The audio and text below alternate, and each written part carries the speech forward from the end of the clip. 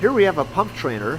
We have an electric motor with a horsepower meter through a magnetic coupling to a centrifugal pump. The pump itself is made of acrylic, so we can see the spinning impeller inside. We can also see the fluid go through. It's got a gate valve here on the discharge. It's got another valve over here on the suction. And all the piping here is clear, so we can watch the flow of fluid. But right now it's all clear water, so we can't see much in that regard. It's got a rotometer here showing us the amount of flow. But what I'm going to demonstrate here is cavitation. We're going to purposely cause cavitation to occur in the system. We're going to do so by keeping the discharge valve wide open like it is and pinching off the suction valve. What that will do is reduce the pressure in this line, and you'll see this compound gauge show a stronger and stronger vacuum as we begin to pinch off this valve.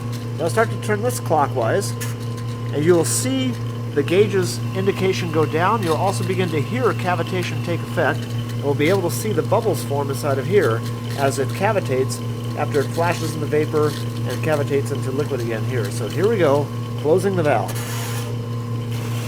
And watching the gauge. The gauge will go down. Minus 10 inches of mercury. Minus 12. Minus 14. You can start to hear flashing occur there. 16. More noise. Minus 18. Minus 20. You start to hear that sound that sounds almost like rocks going through the pipe. There's no debris, there's no solid material through here. That solid sounding sound is really the collapsing of the vapor bubbles as they go back into liquid form. You can really hear it now. You can see it occur inside of here. It's a very pronounced action and noise. As the water goes through the valve, it reduces pressure going through the restricted valve. Its pressure drops below the vapor point of the water at this temperature. It flashes into steam, and then after it comes out of the valve and expands again, the pressure goes up, and what happens is those vapor bubbles collapse back into liquid, and that's when we get the cavitation effect. We can see it happening here. We can also see some bubbles here in the scroll casing of the pump.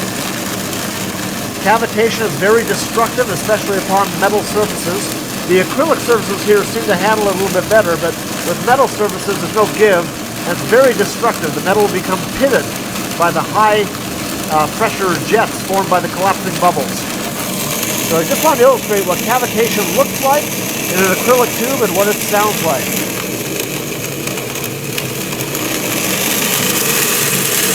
It sounds like rocks, literally like rocks going through the pipe. And again, we cause it by dropping too low of a pressure, causing flashing to occur, and when the pressure rises again, the bubbles collapse, and that's when cavitation occurs. I will open this valve back up.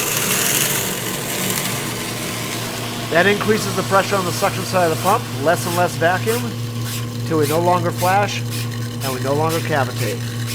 And that's a happy pump.